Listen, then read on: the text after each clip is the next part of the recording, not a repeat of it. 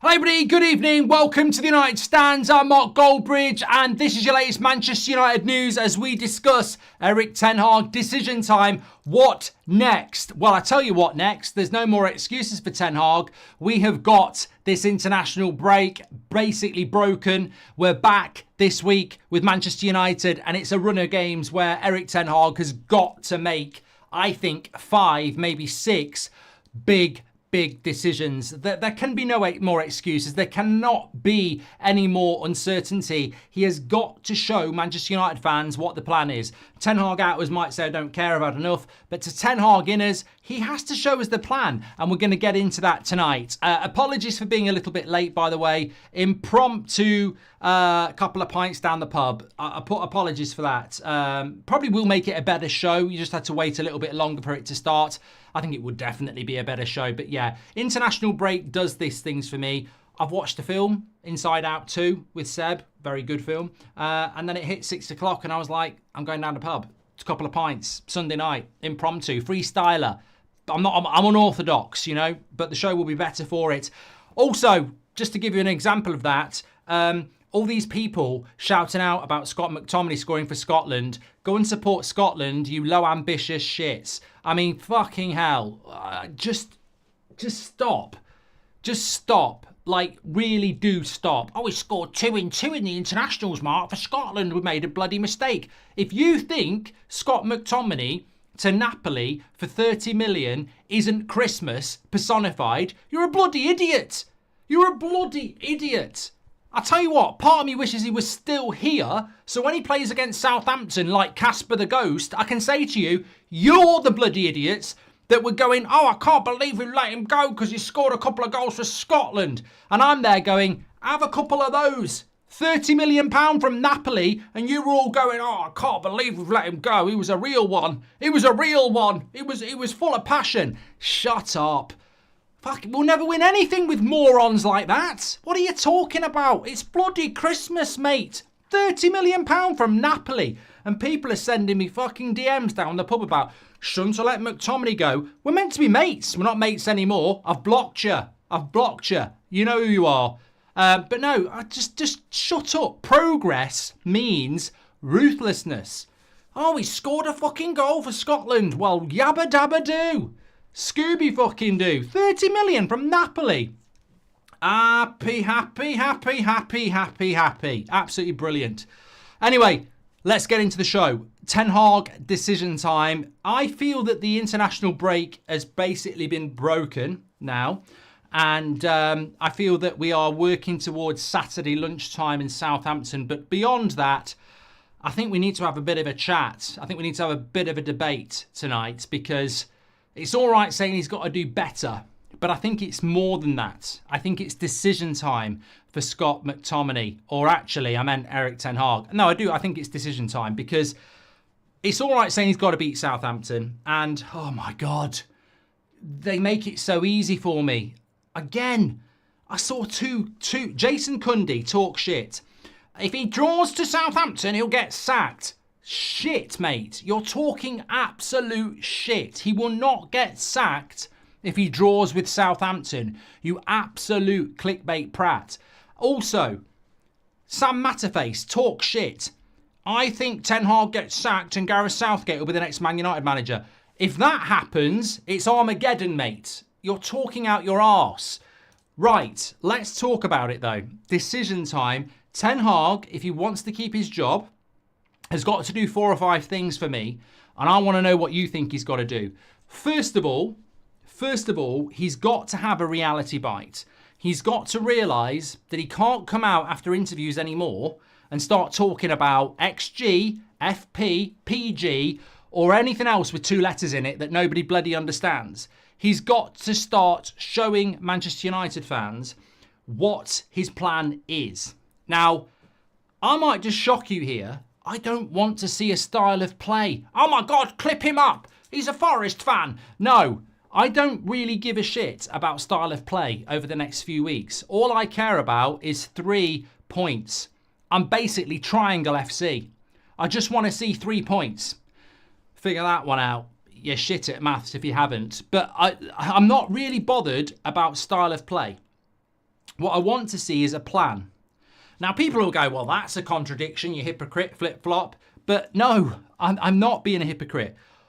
My 5-point plan for Ten Hag is that you need to win games between now and the next international break. We've got Southampton away, Barnsley at home in the Carabao Cup, then we've got Crystal Palace away, then we've got FC 20 at home, then we've got Spurs at home, then we've got Porto away, and then we've got Villa away.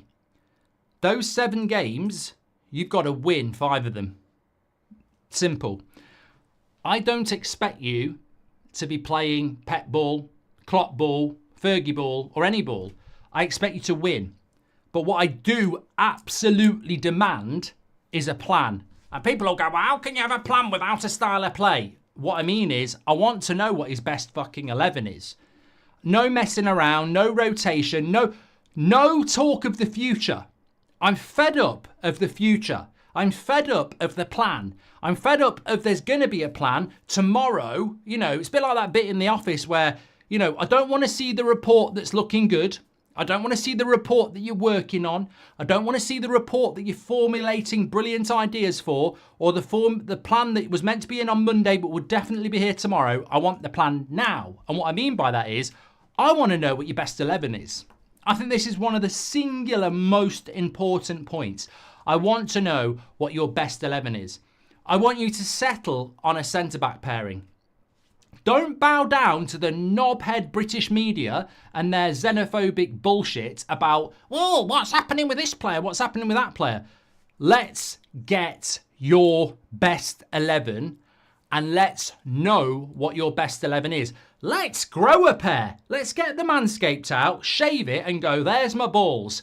Let's show the fans what your best 11 is and go like this to the mainstream. Couldn't give a toss, mate. Don't give a shit. This is my best 11. I don't need a style of play over the next few weeks. I need your best 11 that is going to work its balls off and get us wins. I don't need to beat Southampton 9-0. I don't need to beat Palace 4-0. I need to win 1-0, 1-0, 1-0, 1-0 and get 12 points.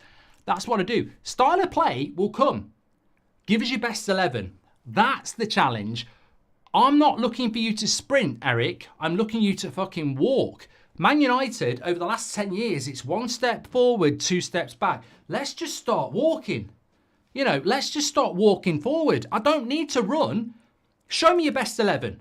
What's your best 11? I want to know who your centre-back starting pair is. Obviously, Delo and Mazraoui will be your fullbacks. And Arna's going to be in goal. We've got a video on that, don't worry. But don't go start putting fucking Martinez at left-back just because he played well for Argentina so you can fit Maguire into the team again. Don't start picking fucking Maguire. That's fucking Ollie's plan. I don't want Ollie's plan. We know Ollie spent £80 million on it. Don't compound it by you using it as well. You go Martinez, you go De Ligt. And in the future, Yoro comes back and we all go, oh, will Yoro get in the team? You go Delo, Martinez, De Ligt, Mazraoui, Onana, and you build it out. That's what you do. I also want to know what your midfield is. Is it going to be Agate, Mainu and Bruno? Or is it going to be Agate, Casemiro and Bruno? But go with it. Stick with it. Pivot, no pivot. Stick with it. And the same with your front three. If Rasmus is back, you've got to start him. But Xerxes, maybe you go with him. And pick your fucking wingers and stick with it. And if you're going to pick Rashford on the left wing, stick with it. And if it gets you the sack, it gets you the sack. But what he's got to do is go with a plan. Go with a plan. Show us the bloody plan. Because I'll tell you what, it is decision time. Because as somebody who is Erik Ten Hag in, when I'm sat there today thinking about the show and I'm talking to you about it at 12 o'clock, my biggest issue is I don't understand what his fucking best 11 is. And I have to know that. I have to know that. I can play the game. I can, fantasize about the style of play will come, but I need to see a team. I don't know what his best 11 is. I need to know it. He's got to show us that. Because you're never going to have a style of play if you don't have a best 11. And he's got to show us that. I'm just going to go through some of your comments because I've got through a few other bits to talk about as well. Southampton's been a bogey team at times. They've been shit, but any worries this could go wrong and really pile it on? Of course it can go wrong, Ray. Of course it can. What's the minimum in the next 6 league games? I don't know what the next 6 league games are, Reece. I know the next 4. I know it's Southampton away, Palace away, Spurs at home and Villa away. I think he's got to take a minimum of 7 and hopefully 10. He's got to be between 7 and 10 points out of those games to stay in a job. Any 6 or less and he's fucked. Because if he gets 6, he's lost 2. He's got to get 7. 7 minimum. Between 7 and 10, he'll be fine. If he gets 12, he's laughing. If he gets less than 7, he's gone. And as I said, 6 is 2 wins and 2 losses. It's got to be... 7 won't be great. 2 wins, a draw and a loss won't be great. But he's got to go somewhere between 7 and 10 for me in the next 4. If he doesn't, that's the price of losing 2 in your first 3, by the way. So yeah, that's what I'd say the minimum is, Reece. Good question. Harry C says, I enjoyed the 12 o'clock show. Wouldn't you agree, Mark? We have to lose to succeed. If you lose games, you learn. If you win, you become arrogant. I'd like to be arrogant, Harry. We lose a lot. How serious do you think we will take the Carabao Cup this year? Says Adidas. Genuinely think we'll take it very seriously, actually, because it's a trophy, isn't it? And if he hadn't won the FA Cup, he probably would have lost his job. So I don't think we will stop respecting that. Well done, England, Mark. Your level's above us. We were so outclassed. Well done, bro. Don't give a shit about that, mate, to be honest with you. But thanks for the super chat. Greetings from Dublin. I do care about that. Drop over for a pint soon. I care about that as well. Thanks, Ryan.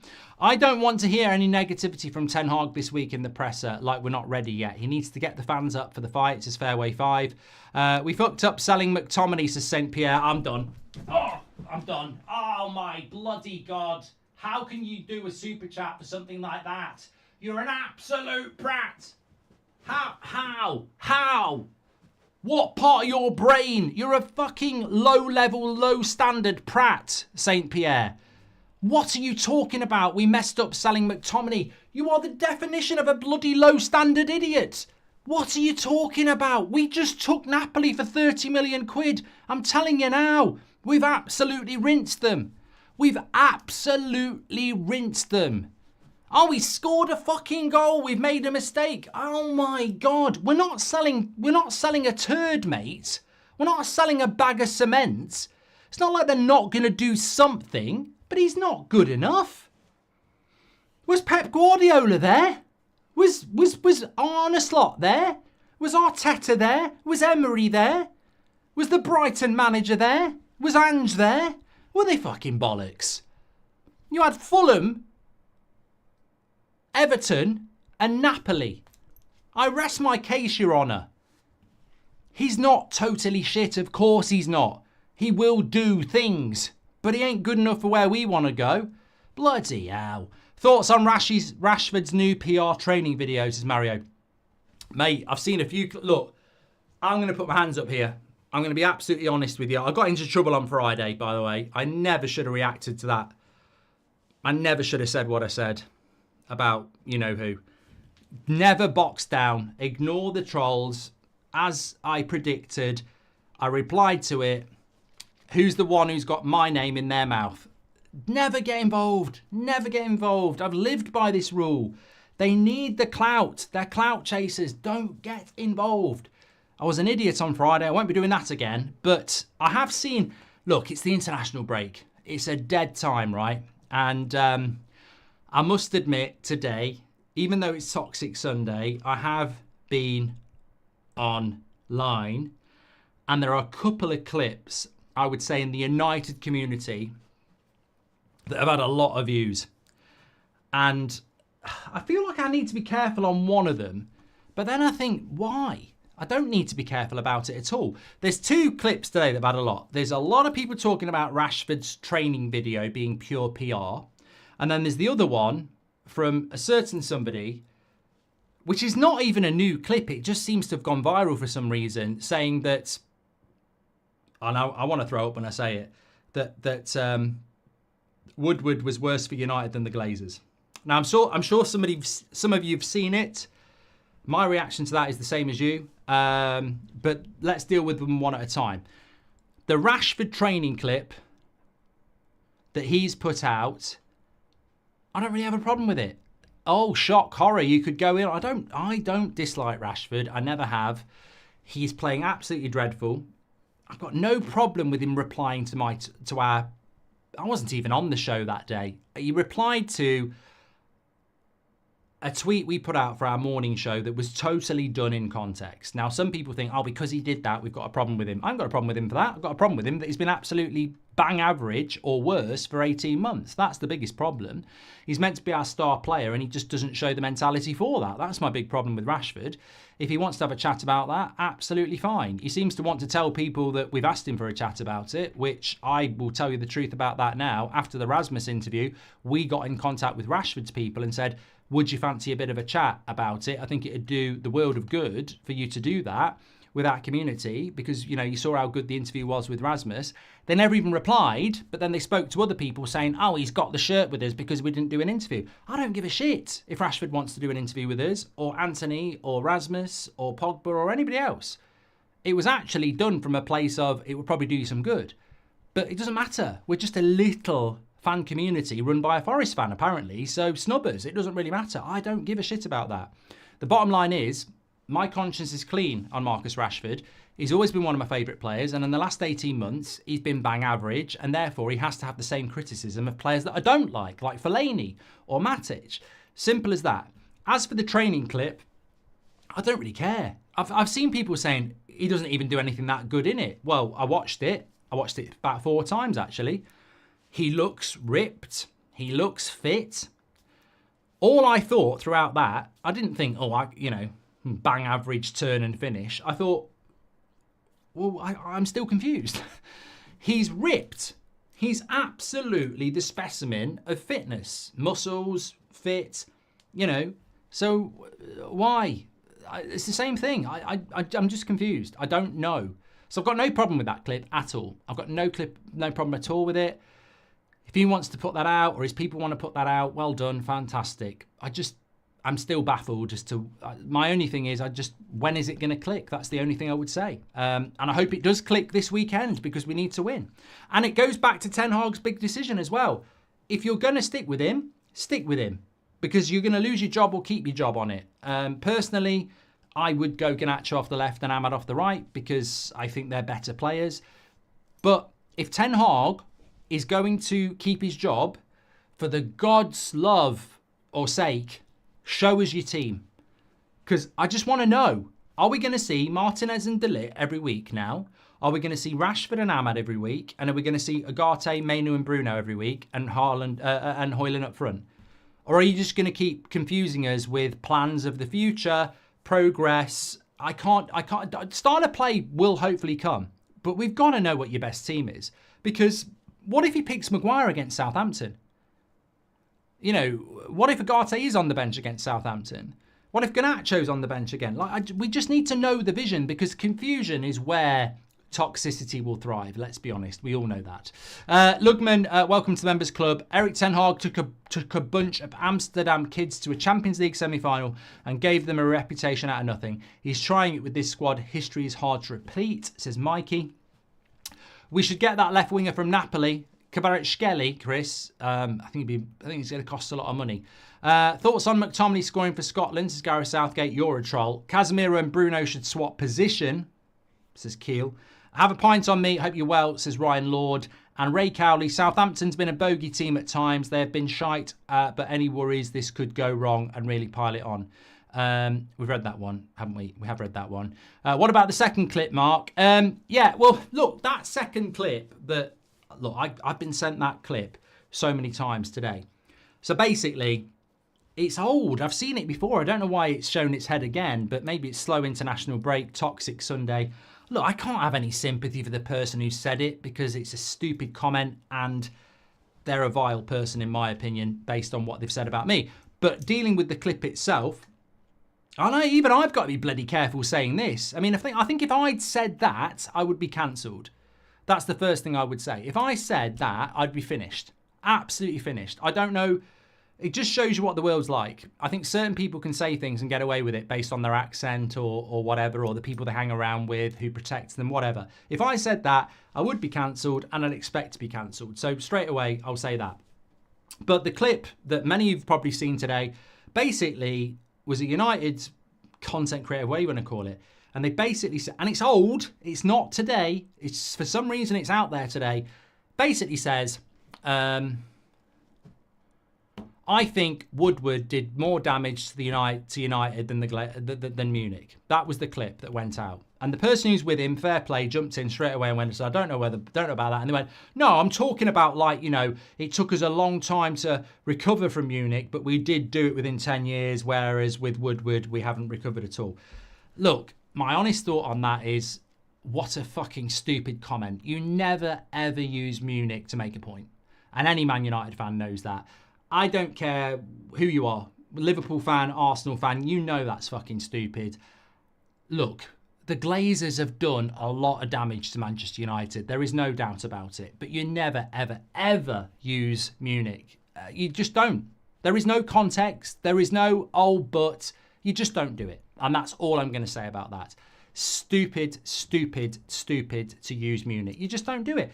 Every year, this football club and these fans and fans of other clubs remember it. You can't use it out of context. You can't use it in context. You don't use it. Simple as that. So that's all I'm going to say. Right, let me get back on with what we were talking about because I'm riffing here. This is what an early trip to the pub does. Dangerous, dangerous, dangerous ground. He's got to win. He's got to win. What next? Decision time, etc. I really do think that he's got to show us his best 11.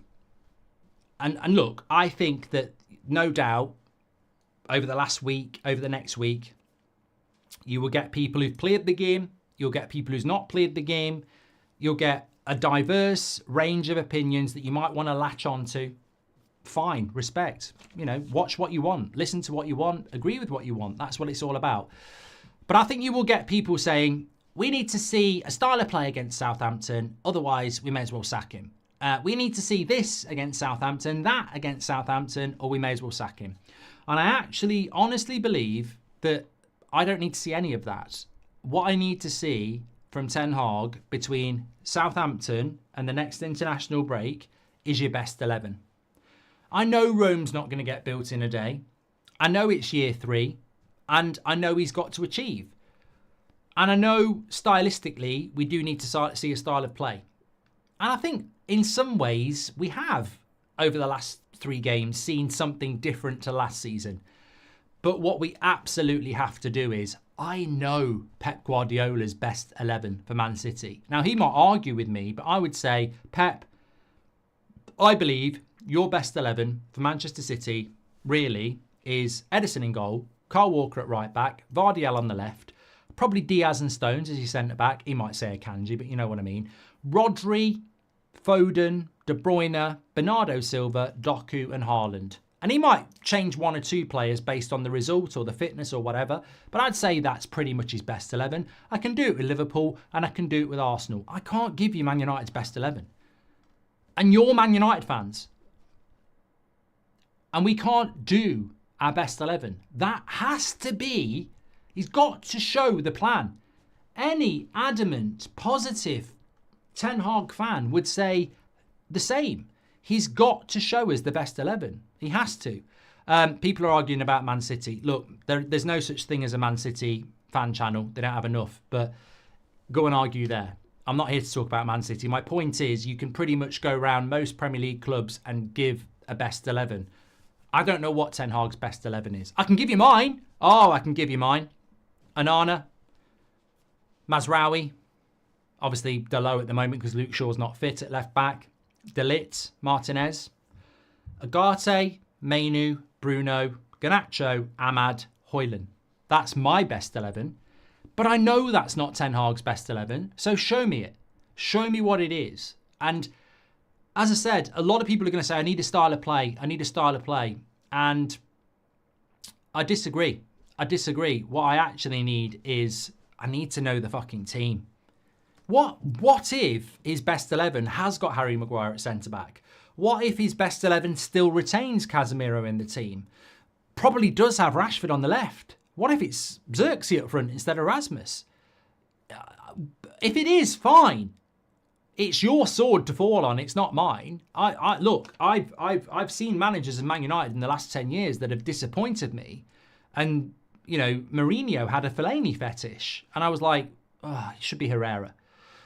I don't mind a manager doing something that I wouldn't do as long as they show it. As I said, I've told you this story so many times. Sir Alex would drop David Beckham sometimes. And you'd go, we're away to fucking Leeds, Sir Alex. And he would do it. It's up to him. All I want is a manager. I don't mind a manager picking an 11 I don't agree with if I know that's his best 11. But what I can't deal with, and this is what I mean about decision time, I can't deal with a manager that is constantly talking about the future and in the future and in the future and in the future. But we don't know what that future is. We're going to play good football. What's your team? What is your team? Show us your team and you'll have a lot more leeway and patience on your style of football. And I don't think we've got enough. Last season, it's very difficult. There's an injury every bloody 3 days. It's a mess. It's what team you can put out. But I look at that Southampton game and really, apart from Luke Shaw, who's missing? Mason Mount's not in your best team. No way is Mason Mount in your team. Yoro might be in your best team, but he's 18 and you've got De Ligt and you've got Maguire. So against Southampton, you need points. Pick your best team. That's what needs to happen. Ray says, is Erik ten Hag under more pressure now because we actually have a structure? Look, I have been to the pub impromptu on a Sunday night. I've probably skirted over a well-planned show that would have gone for an hour. I'm only just 30 minutes in. I'm going to be honest with you. I've pretty much missed or covered everything in less depth than I would have done. It will still be a bloody good show because, as you know, it's the United Stand. But I will be honest with you as I always am. I've sort of ran out of material and, I mean, I can go into other areas. I've got a great story about Magaluf, but this is the United Stand. So get your questions in because if there's anything you want to ask or get off your chest, now is the time. Because as people will know, this has turned into a bit of a Friday night show, which means as I walked into a trap on Friday, if there's things you want to ask, get into it. I'll give you an honest answer. Sometimes I will give you a pragmatic political answer knowing that it's too controversial. So if you want one of those, get in. Is Erik ten Hag under more pressure now because we actually have a structure above him? People who actually expect results. Oh, 100%. 100%. Mate, have you ever worked in a job where your boss goes on holiday for 2 weeks and you know for 2 weeks you're having a fucking laugh? You're on the internet, you're having a longer lunch break, you're going and getting your hair cut in the morning. That changes when your boss comes back. And this is exactly what Ten Hag will have. He's had a bunch of prats above him. They're more than capable of sacking him, but they are a bunch of prats. Suddenly, you've got people who are asking questions, who've got to... And also, let's not forget, it's a new boss. He's got people above him who are on report or under scrutiny themselves. I mean, God, did you see that Newcastle stuff today? It's got nothing to do with Man United. It's all coming in from, I think it was the Telegraph, North East reporters. Basically, Paul Mitchell, who you'll all know, has gone into Newcastle and caused a right shitstorm. So he's their new director of football, taking over from Dan Ashworth. Basically, there's a right shitstorm going on at Newcastle because Eddie Howe and Paul Mitchell, it's almost like they're not getting on, apparently. And it's all based around, Paul Mitchell has gone in as the new director of football and said their transfer policy is not fit for purpose. So he's basically said that what Dan Ashworth was doing before that was absolutely shit. And this is going to take time to turn it around. Now, Eddie Howe apparently doesn't massively agree. Dan Ashworth is apparently hurt by it. But I think that's, you know, that just shows you, doesn't it? You know, not everybody was convinced by Dan Ashworth as the director of football anyway. So, you know, Dan Ashworth, quite rightly, I see it as a positive. Ooh, you're getting a bit of criticism from Newcastle. Is it true? Is it not true? Well, show them you're wrong. And we've got a lot of people like Dan Ashworth and Barada and Wilcox who've come into Man United, and they don't come in with a repertoire of Man United fan support. None of them have played for Man United. None of them have really got a great history around United. One of them's Man City, one of them's Newcastle and Brighton, and the other one's Blackburn. So, Southampton. So they've all got a job to do as well. So it can only be good. Himothy says, where did Rashford reply to you? Oh, mate, it was last October on a Monday morning, and I wasn't on. It wasn't my show. The person who did the show was quite happy to throw us under the bus about it, but it wasn't my show. And it was... I can't remember what the thumbnail was. You lot will know more than me. Basically, it was about last October, and we did a video. It wasn't What Next. We used that a lot. It was basically saying, what's the future for Marcus Rashford? And he replied with, stop with these malicious rumours, before the show had even gone out. And, well, we don't do malicious rumours on a morning show, because the morning show is predominantly the only show on our daily content, which is all about the news. And basically what it was is, I can't remember what the thumbnail was. I really wish I did. Future in Doubt. That was it. It was Future in Doubt. Which was not a malicious rumour. It was like he'd been playing badly for 3 months, and a lot of people at that time felt he should be dropped for Garnacho because Anthony was playing on the right.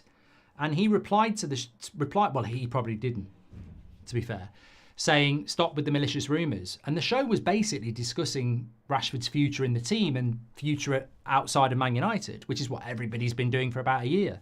That was all it was. But obviously you get Player FC. You know, look, I know how it works. I know how it works. You have a community. It's a big community, but there are people who don't like it. And if anybody ever says anything against it, you get owned. Apparently you get owned, sat down, finished, cancelled, whatever. When the reality is nothing actually changes. The community still likes it, and the people who hate it. And it was misguided, I think. I didn't do that show, so I could easily say, well, the person who did that show was a knobhead and they shouldn't have said what they said. But I know what that show was all about, and it was basically about his future being in doubt within the team and beyond that, because he was playing badly for so long.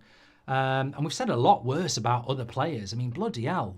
We've done shows about the end for Anthony, the end for Martial. You know, it's what happens, isn't it? I like these questions. Keep them coming in. I'll answer them. Are Rasmus and Xerxes good enough to get top 4, says Maine? I think 100%. 100%. Aston Villa got top 4 with Ollie Watkins. Newcastle got top 4 with Isak. We got top 4 in Ten Hag's first season without Ronaldo. So Xerxes and Rasmus, I think, between them could have 30 Premier League goals. 30 Premier League goals puts you in the same equation as an Erling Haaland. They've only got to get 15 each. And I'm not saying they need to get 30 goals, but if they get 20 goals between them, that puts you in the same sort of category as an Isak. So if we use them correctly, I think either or of those could become really good Premier League strikers. But if we use them collectively, they only need to get 25 Premier League goals between the pair of them to equivalent to a good Premier League striker. They're both very young. They're both, not established and finished articles, but I'm not looking for one of them to be a 20-goal striker. If they are, brilliant. But if they can get 25 Premier League goals between them, we'll be in a very good position. I mean, how Cristiano Ronaldo got 18 Premier League goals in the worst ever Man United side, I don't think gets spoken about enough. I really don't. And it's a bit like what Mourinho said about finishing second with United is one of the best achievements of his career. This is a guy that won a Champions League with Porto and Inter. But what he meant is that United side was shit and he got second. And I think Ronaldo's won many Ballon d'Ors. He's won Champions Leagues with Man United. But getting 18 Premier League goals in the shittest United Premier League side ever, I don't think that gets spoken about enough. And I was looking at some of his goals he scored the other day. Fucking hell. Unbelievable. Evening Bridgestone, do you believe that Ten Hag is the manager who will win us our next Premier League title, whenever that may be? Much love. I hope he is, Tom. I hope he is, Tom. If you want an honest answer at the moment, no. But I don't think Ten Hag wouldn't keep his job for 10 years. I don't think Ten Hag needs 5. I think Ten Hag could still be our manager in 5 years and not win a Premier League title. He could be the guy before the guy and still be here for 5 years. We haven't won one for 10 years. I think any United fan who says that Ten Hag's got to win as a title is having a bloody laugh. It's like a virgin talking about being the best porn star in the world. You've got to start doing the business first. Like, we've got to start being a top 4 team regularly. You've got to get in a title race. Arteta's not won a bloody Premier League, but he's been in 2 title races. So I don't necessarily I absolutely am not going to say that Ten Hag's the guy to win the Premier League, but it doesn't mean he won't be successful. If he can get us in a title race a couple of times and get us consistently top 4, playing good football, he could be here for 5 years. Like, I don't guarantee that we're going to win the title in the next 5 years. So I don't think that Ten Hag is necessarily going to be the guy. I mean, Wolf says 5 years. You're acting like it's not been 10. What divine right do Manchester United have to win the title? Reality is so important. Like, you've got to be real. You've got some people saying we shouldn't have sold Mctominay for Napoli for 30 million. That is like somebody coming round your house and saying, sorry, I was just walking past and I thought I heard from your open bathroom window the sound of a flush. Yes, I've just been for a shit. Can I give you £1 million? I've just flushed it. Oh. If I come back tomorrow when you have another one, can I give you £1 million for your shit? Yes, you can. And that, look, honestly, what I'm saying is, in real terms, that's what Napoli have just given us. £30 million for a player that isn't part of our plans. And the fact that people think we missed that is hilarious. Absolutely hilarious. I wish Scott McTominay all the best. I wish Hannibal Mabry all the best. Who else have we sold this summer? I wish Donny van der Beek all the best. But they're not part of our plan. They're something we need to flush away. Now, obviously, when you think about flushing something away, it normally is a turd, and that's quite a strong term. But get used to it. Get used to it. That's what we need to do. That is what we need to do. We've got to be ruthless. It's as simple as that. And this whole 5 years without a title, it's been 10. If you'd have said to me after Sir Alex Ferguson won us that title that we won't win a title between the next 10 years, I'd be like, what am I going to do? Selfishly, I'd be like, what am I going to do? And what I mean by that, if somebody said to me, you know when Sir Alex was on that pitch being applauded on for winning our 20th title, if somebody took me aside and said, guess what? He better enjoy that. Well, I am. He's a legend. No. I was being more hypothetical than that. Oh, all right. You better enjoy that. You've already said that. No, you better enjoy that because guess what? In 10 years' time, you won't win another one. I would go, what? Who are you? Are you from the future? Because I'd be like, what are you talking? What am I going to do for 10 years? He says, oh, listen to this. Not only won't you win one, you'll never be anywhere near one. You won't even be within 10 points of one. You'll never be near a Premier League title as well. What are you doing to me, mate? Who are you? Are you bloody Gandalf? Like, what are you talking about, you wizard? Magical shit. No, mate, I'm telling you the truth. You will never win a Premier League title in the next 10 years. And guess what? You don't win it in the 11th year either. I've just only got the data till 2024. You won't win a title. You won't be near a title. I'd be there back in 2013 going, what am I going to do? You're going to start a YouTube channel and no one's ever really done it before, but it's going to revolution. No, I don't need to know all that shit. I mean, what am I going to do as a Manchester United fan who's been brought up on winning and success and competing, and even when we don't win it, we're close to not competing. Wow, you know, and that's the thing, isn't it? Like, we're nowhere near in the last 10 years. People are crying that we've sold Scott McTominay. You know, that's where we are. If you're one of them people going, oh, if we don't win a Premier League in the next 5 years, fuck it. Well, come on, mate. Who says we're winning it in the next 10? Would you bet everything you've got, pets, money, anything, cars, whatever you've got on the side, I don't know. Would you, if I said to you, right, are we going to win the Premier League in the next 10 years? And if we don't, you're going to prison for 40 years and everything you care about is going to think you're a knobhead, would you bet it? I wouldn't. I absolutely wouldn't. I wouldn't be able to sleep at night. I'd be going, oh my God. Could any of you bet everything you give a shit about that we're going to win the title in the next 10 years? I mean, I really think we should. I really hope we do. But come on, that last 10 years has gone like that. It's gone in a blink of an eye, hasn't it? I don't know. I don't know. I know the plan, but the Glazers are still here. What if Ineos can't do it with the Glazers here?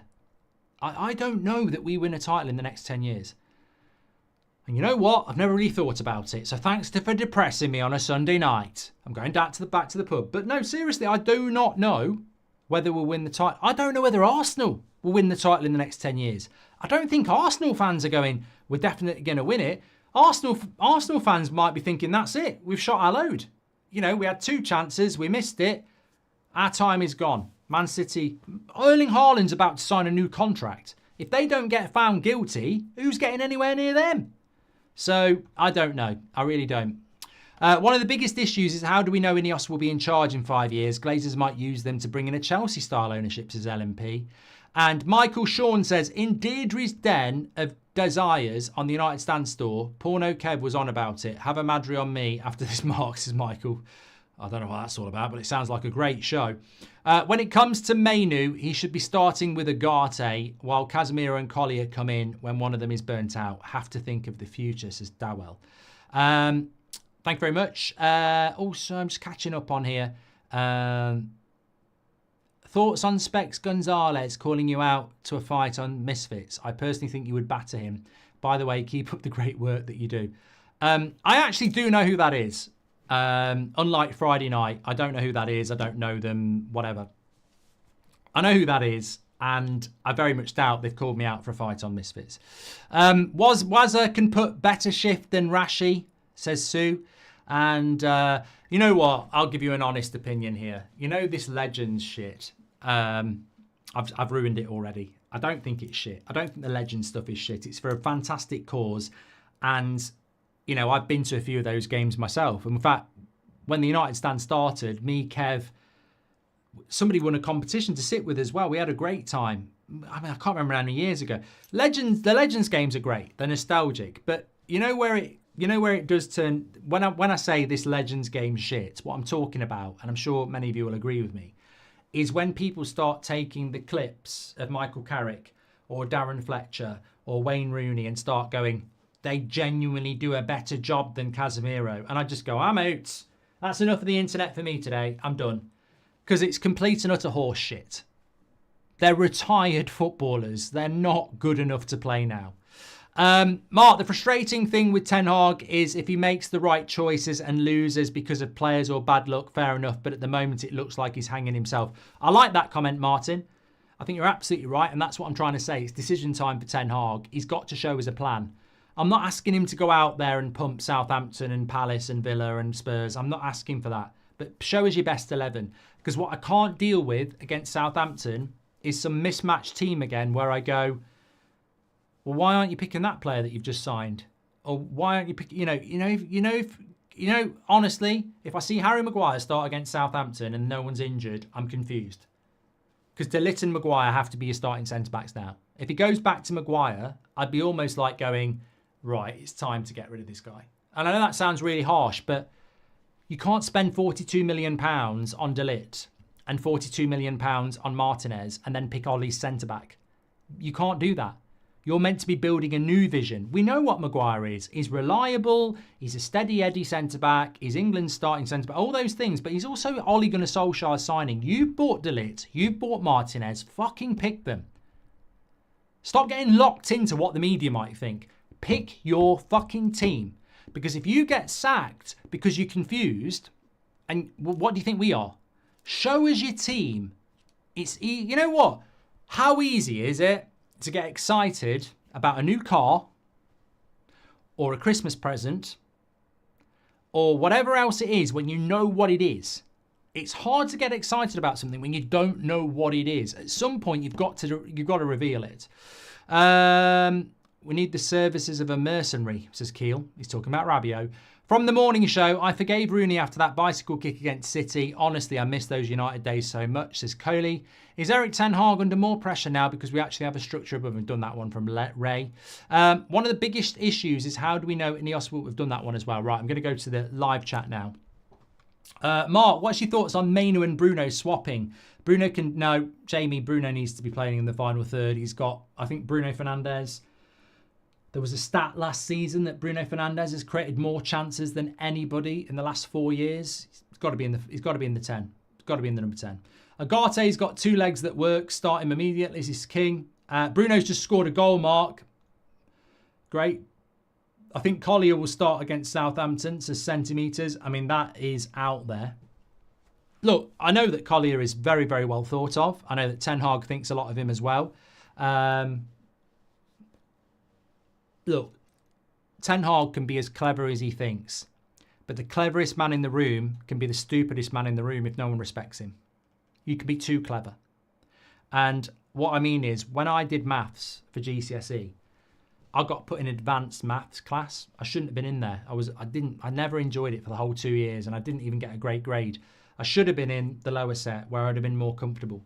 But there was a guy in that class who was like, I don't know, he probably works for fucking Elon Musk now. He was a bloody genius. In his spare time, he was creating bloody programs for computers and stuff like that. And this was before the internet. But no one liked him because he was a bloody show off. And that's the point. You can think you're the most cleverest person in the room, but if no one respects you, what does it mean? What does it matter? And this is what I'm talking about, Ten Hag. Like, if he doesn't pick Agate on Saturday because he's got some master plan for the future, and then we don't beat Southampton, you're gone. So you're the stupidest man in the room. You can think you know better than us, and you do. Look, Ten Hag's a better coach than all of us. He's won trophies with Manchester United. He's won trophies in the Eredivisie. Ten Hag is a better coach than every single one of us. Unless Sir Alex is watching, which I don't think he is. He is a better coach than all of us. But you're only as good as your last game. And if you don't pick Agate on Saturday because you're being clever about the future and then you lose, you're gone. You're sacked. And then you should have used him. So he's got to switch on. He's got to switch on big time. We spent $1 billion, but we still rely on an 18-year-old. We haven't spent $1 billion, Maine. We haven't spent $1 billion. Who's spent $1 billion? You're talking about the Glazers. They don't even run the fucking club in the footballing side, and Ten Hag's not spent $1 billion, so you've ruined yourself straight away there. I 100% agree with your best 11, says Parker. Look, people are, get in the comments if you're not watching live. Everyone's going to have a different 11. I understand that, but we need to know what Ten Hag's best 11 is. Keel says he's not a better coach than me. One of the biggest issues, we've done that one. Ten Hag is definitely the class genius, says Junior. It's shocking that some Man United fans want Rabiot, says Jan. Sir Alex is in bed now, says Shane. 9:05, don't blame him. He's earned it. You know what? Some of us have to work for a living. He's earned it, and bucket loads. I'll tell you what, if Sir Alex is in bed with a cup of cocoa, watching a documentary or some football highlights, what a way to live. Cost a fortune to sack Eric, so get used to him staying. No, I don't agree with that, Lee. We're Manchester United. It would get to a point where his position is untenable. But he's got to win. He's got to win. There was a great question earlier on, and I want to know your answer to this. What's the minimum? Ten Hag out, Ten Hag in, Ten Hag sit on the fence. I'm giving you Southampton away. I'm giving you Palace away. I'm giving you Spurs at home, and I'm giving you Villa away. Our next 4 Premier League games, 3 away, 1 at home. What's the minimum he needs for Ineos to keep him in a job? Not you. You're not the CEO, and I'm not the CEO. I'm saying he's got to get 7 to be safe. 6 or lower, and he's on thin ice. 7 is the minimum. I think if 6, you've got to lose 2. Win 2, lose 2. That means adding in the first 3, he's fucked. 4 losses from his first 7 games. He's fucked. It's got to be 7. It's got to be 7 minimum. 6 points from 12. added into what we've done already, that's 4 losses from your first 7. He's fucked, mate. We haven't even played Man City, Arsenal yet. He's got, look, they might not sack him straight away, but I tell you what, if we lose 2 of our next 4, might sack him in the next international break. But if they don't, I will come back and I will say to you, he's gone by Christmas. He can't have 4 losses from the first 7 and not have lost 6 or 7 by Christmas. So you're gone. Soon as he goes over 6, bye-bye. It won't last. It won't last. But look, 7 points is achievable. You beat Southampton. You've got to be looking to beat Palace. Spurs at home, you've got to not get beat. You got 7. Villa's a bonus. 7 points from the next 9, he'll be okay. And that's what he's got to get, in my opinion. 6 or less, it's dangerous. Dangerous. I feel like we're due for a Villa loss, is true. Villa are a good side, mate. Villa are a good side. I mean, ideally, I'd like to beat Southampton, Palace and Spurs and go into that Villa game and say, if we get a point, it's a good result. What about 8? I'd take 8. 2 wins, 2 draws. You know, look, we've had a bad start to the season, but what we can't do is lose 2 more. You've got to win. You've got to win at least 2, and draw at least one of the other 2. If you draw them both, happy days. But look, I can't wait to get back. One of the biggest frustrations is spending time, you know, speculating about what's going to happen. I knew he wouldn't get sacked in this international break. I'm not 100% sure he'd get sacked in the next one. But I would sit there if we lost 2 of our next 4 and say, he's not going to see Christmas. We need to see a big improvement. And fundamentally, if there's one thing I would take away from this show, I'm not looking for style of play, but I definitely need to know your best 11. And there's no excuse not to do it against Southampton. All right, Luke Shaw's out, but apart from that. Anyway, you've been legends tonight. Thanks everyone for tuning in. Apologies for being a little bit late. Monday tomorrow, at least we're playing Saturday lunchtime. It's going to come around really quickly with that. And I've got a couple of videos for you this week to go up. I want to do the Anana one. It's basically done. I just need to find a little slot to slip it in. That's what she said. We'll get 12 points as Kiel. I hope so. Absolute legends tonight. Fantastic community. Thanks everyone for tuning in as always. Really appreciate it. If you're not watching live, get your comments in as per usual. And I feel really bad for being 15 minutes late. It got to 6:30 and I was so like, I said to Mrs. Goldbridge, let's just go and have a couple of quick pints. And it got to 7:45 and I was like, go on then. And then, you know, sorry. Thanks everyone. Take care.